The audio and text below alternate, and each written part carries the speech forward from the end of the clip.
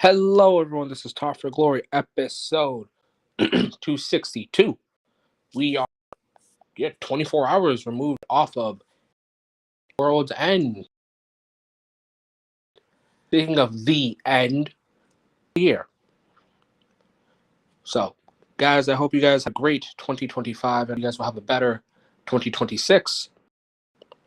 But you guys already know this is a wrestling podcast. Only right that Talk for Glory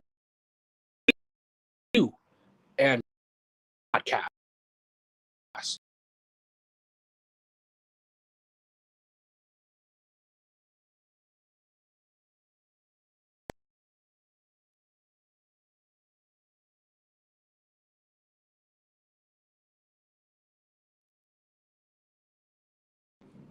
Okay, hopefully that was fixed.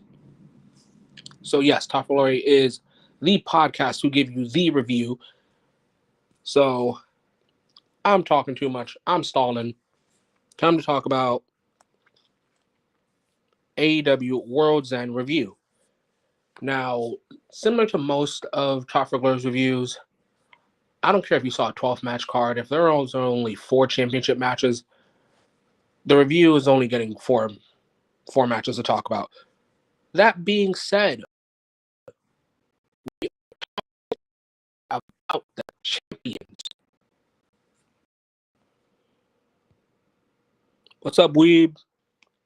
Hey, Weeb, make sure if you hear me sound like I'm going through static or anything, make sure to just tell me, like, hey, you're having technical difficulties.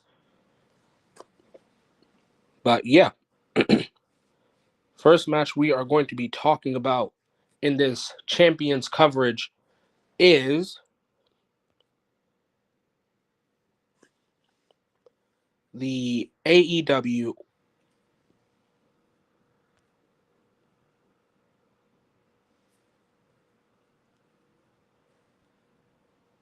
Whoops, that was weird. We'll be talking about the AEW Women's Tag Team Championship match featuring the Babes of Wrath, Harley Cameron and Willow Nightingale versus the CEO, Mercedes Moné, and her tag team partner, the Fallen Goddess, the Minion Overlord, the American Joshi, the forever Ring of Honor Women's World Champion, Athena. You would have thought that this team is a loaded bomb squad.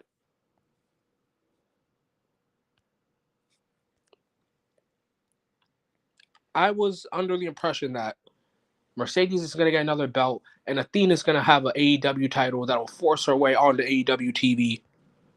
But I was wrong. I was sadly mistaken. Unfortunately, Athena and Mercedes are great individually, but when it comes to as a tag team, it's crazy to say that they are 1-2, 0-2. They don't have the best of luck, which is crazy because they are arguably like top 5 women of AEW / Ring of Honor, maybe even top 3. But some way, somehow, the Babes of Wrath walked out of Chicago with the AEW Women's Tag Team Championships. Congratulations to Harley Cameron and Willow Nightingale. Harley Cameron continues to show that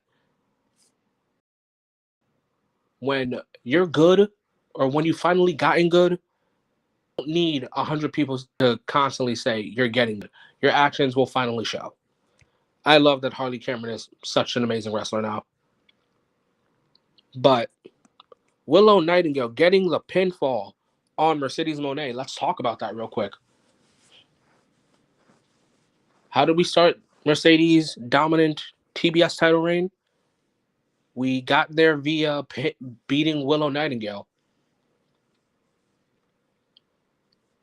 And now, who knows? Maybe we start 2026 with Willow reclaiming the TBS championship. It's honestly an idea that I'm not against. If they need someone to beat Mercedes, I think Willow would be a great idea. But now, who's next for the Babes of Wrath? I would not mind seeing Megan Bain and Marina Shafir be the next ones to challenge. If anything, the next 3 tag teams to challenge would be Marina Shafir, Megan Bain, Maya's World, and Hyan, and then Sisters of Sin. Those are the 3 tag teams I would like to see challenge for the AEW Women's Tag Team Championships. So who knows what 2026 is looking like? Maybe all 3 of those tag teams will challenge. Maybe one of those tag teams will win the championships. Or who knows? Maybe the Babes of Wrath might go on a 365-day reign. But right now, I can only talk about the present. And the present is, congratulations, Babes of Wrath. You've beaten the most dominant champions currently going in AEW today. Maybe in all of wrestling. But now we're not done talking about tag team championship matches. Because it is the Bang Bang Gang, Bullet Club Gold versus FTR. So Dax Hardwood, Cash Wheeler, Juice Robinson, Austin Gunn. I don't know why I kept wanting to say Colt. Yes, this was a street fight. And I loved it.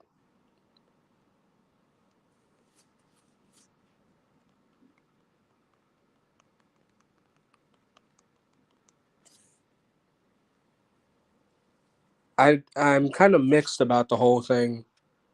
Just because, oh, we have 5 viewers. Welcome to Talk for Glory, guys.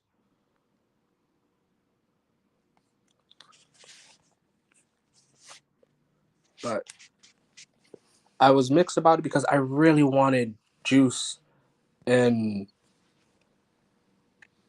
oh my God, I'm so close to saying Colt. It's Austin.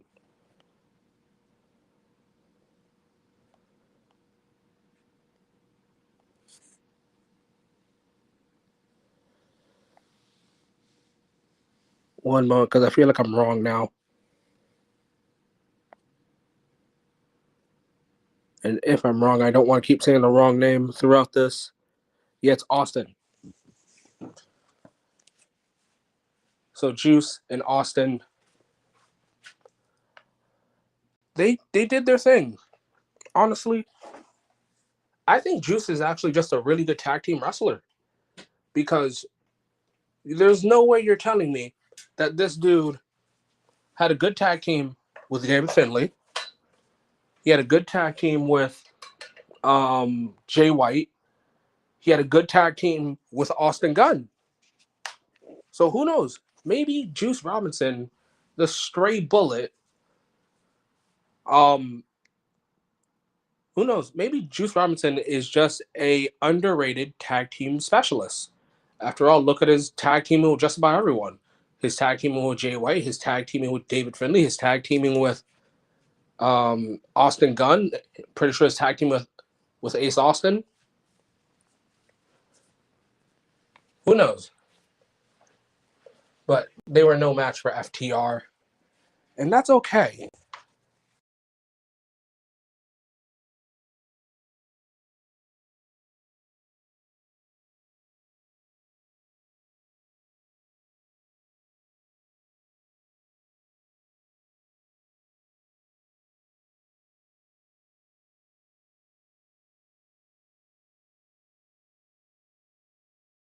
It's okay that Juice was no match by himself. That's why it's a tag team match.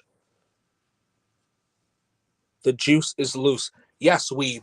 Juice Robinson. The juice. The only Robinson that matters. Well, actually, that's kind of crazy to say, but no. Juice Robinson, the tag team wrestler, needs to be studied because there's no way he's just this damn good, and I'm just now realizing this. But again, like I said in predictions, the match was going to be good. I just can't look forward to any FTR tag title match because in the back of my head, I just feel like Edge and Christian are going to come out and challenge, and I'm going to just facepalm going, we really sacrificed Brodito for this. But Again, congratulations to FTR. Don't sleep on Juice Robinson, the tag team specialist, the tag team expert. Who knows? If not with Austin Gunn, maybe he'll try with Colton Gunn. And if not with Colton Gunn, then maybe with Ace Austin. If not with Ace Austin, maybe with Jay White.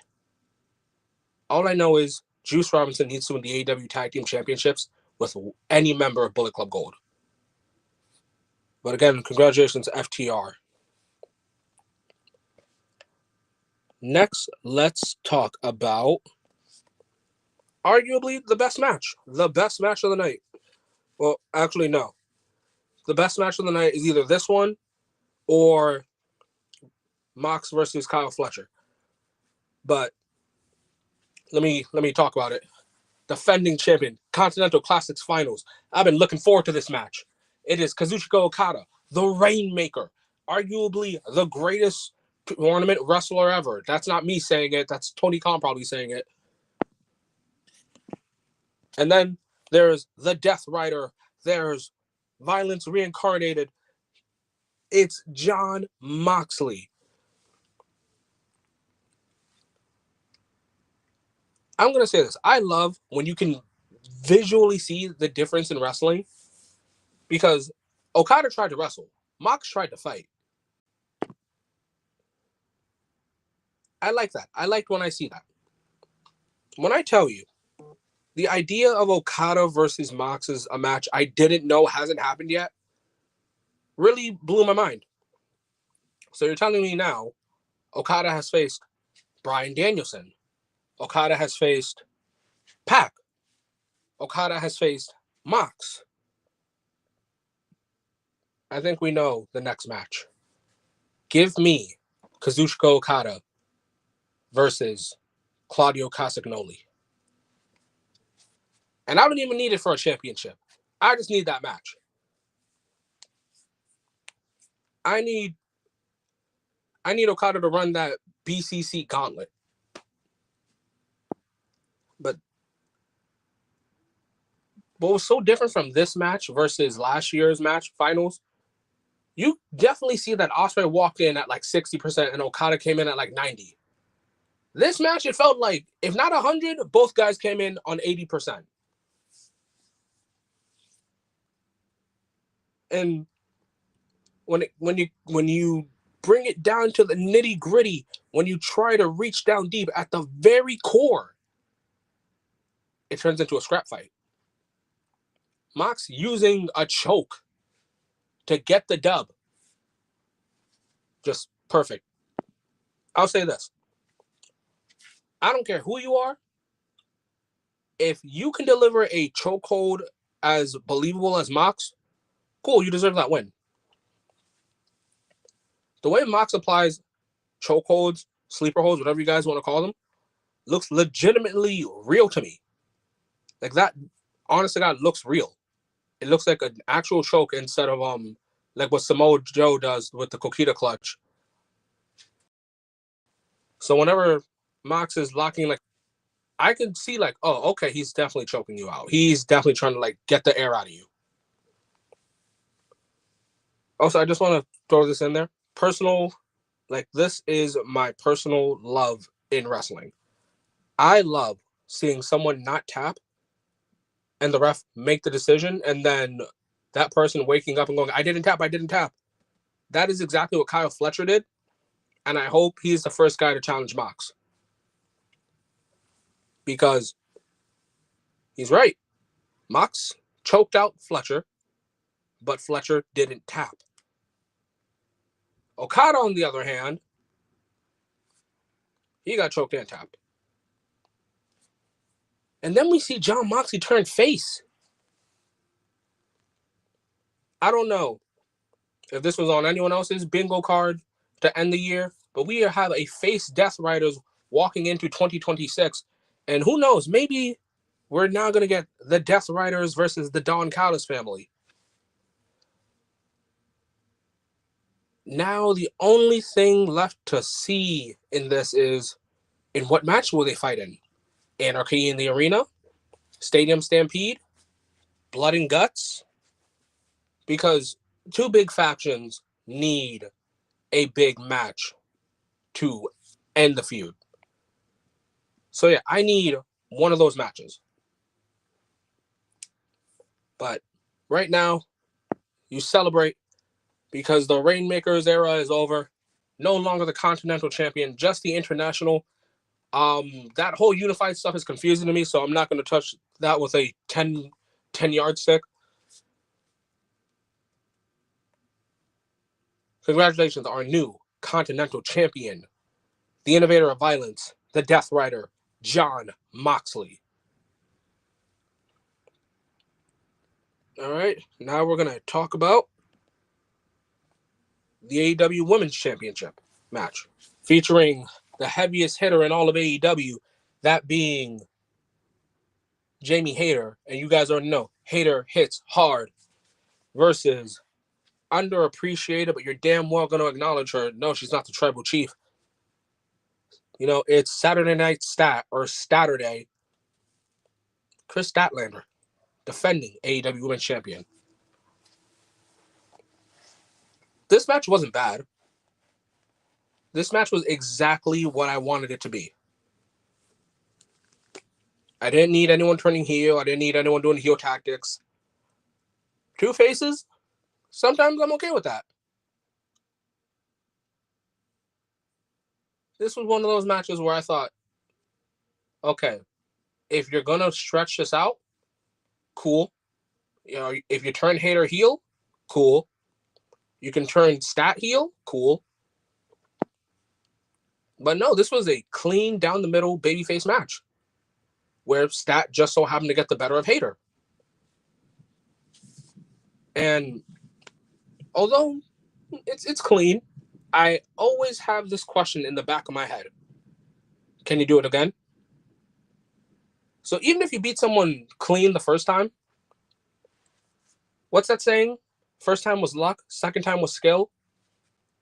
If they do run it back and Stat and Chris Statlander gets the win again, when we talk about the greats of AEW, we could say maybe Stat deserves to be in that list. Beating Monet, beating Tony, beating Hayter. Just some food for thought. But again, I have one of the big three to beat Stat for that championship. And I think one of the three to possibly beat Chris Statlander will be either Jamie Hayter on a later date, Thekla, or Willow Nightingale.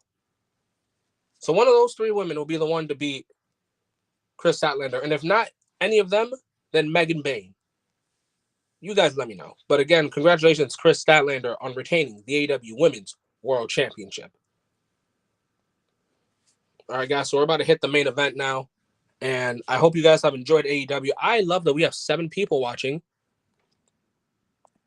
I hope you guys enjoyed AEW. I hope you guys are enjoying the holidays. It's a special time. Spend it with your families.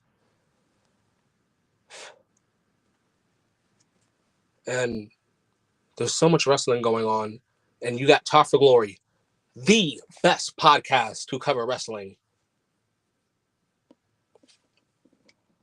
But we're going to talk about the main event. But before that, Talk for Glory advises all to do the simple thing, and that is to follow the socials.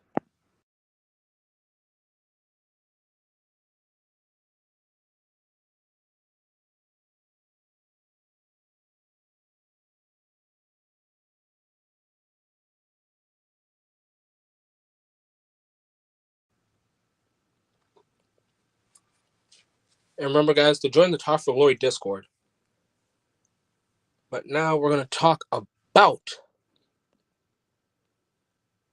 the AEW World Championship. It is defending champion, the Samoan submission machine, Samoa Joe, versus the most dangerous man in all of AEW, Swerve Strickland. Yes, it is his house. Versus the hero, the savior, the main character of AEW, Hangman Adam Page, versus the villain of AEW, the devil of AEW, AEW scumbag, Maxwell Jacob Friedman, MJF.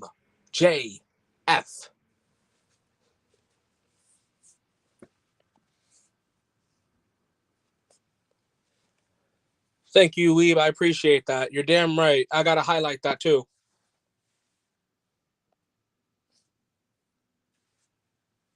Damn straight.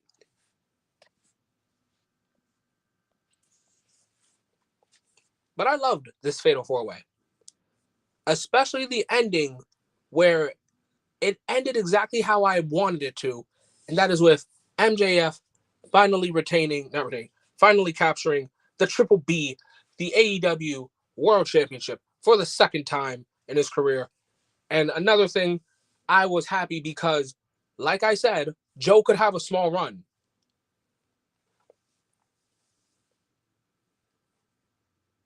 The options for MJF as world champion, honestly, are a lot better than the options that are left for Joe.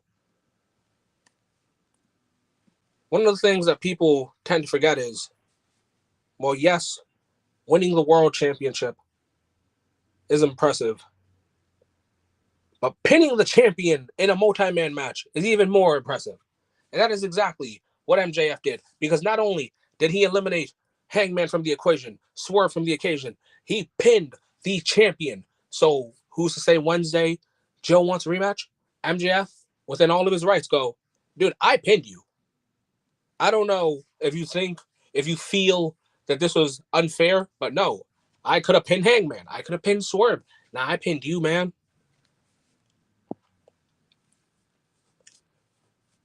But one of my highlights is honestly just everything Swerve did. Swerve was like the coolest wrestler in this match. Also loved his Green Lantern attire. For any of you DC fans, I'm pretty sure Swerve is a giant DC fan. Hangman is the best at the near falls. I believed so many times that Hangman might win this.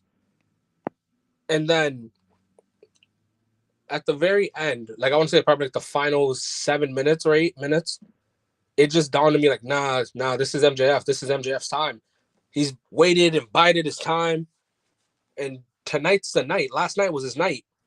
He lost the title at World's End 2023. And here he is, World's End 2025. 2023 was a year of dominance. 2024 was a year of rebuilding. 2025 was a year of recapture.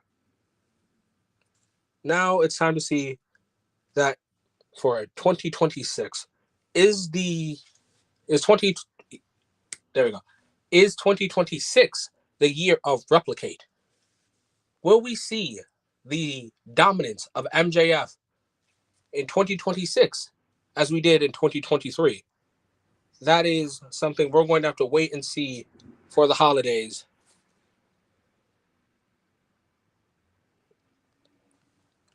For a double, MJF hasn't committed as many crimes as Swerve. That is true. That is true. But it's time to see, can MJF replicate his dominance from 2023 into 2026? Who knows? Maybe he might even break his old record of longest reigning champion. Now, the real question is, who do I think will be the one to beat MJF? Honestly, I'll say this. There's only one person I think will beat MJF for the AEW World Championship. And it'll be at AEW All In next year. I think MJF will go on this dominant reign. And the only person that can beat him at AEW All In, there's no other place, will be the return of an assassin, the return of a kingpin, the return of the Billy Goat. I think Will Ospreay will be the one to end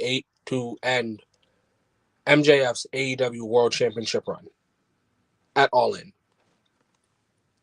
But that's the future. This is the now. Today, right now, I say congratulations, our new champion, our new AEW World Champion, MJF, Maxwell fucking Jacob Friedman.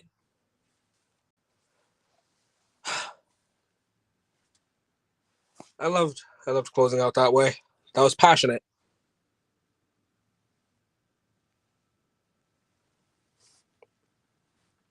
But that was everything I had to say. That was AEW World's End Review. And just to close out on normally what Smoove would ask in these questions, where do I see Joe, Swerve, and Hangman going? Joe, I see him still dominating with the trios titles because he's still trios champ. Swerve, I think it's time he won the TNT title.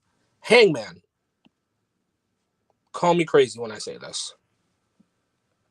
I wouldn't mind seeing Hangman and Kenny Omega reunite and go after the AEW Tag Team Championships again. So that's where I think everyone goes. But guys, that was World's End Review. I also want to highlight this comment one more time. Tough for Glory, the best there is. Thank you, Wee, for saying that. But guys, I hope you guys are enjoying the holidays. I hope you guys are staying safe. I hope you guys have a great day and or night because time zones are weird and confusing. But most importantly, when it comes to Tough for Glory, enjoy wrestling.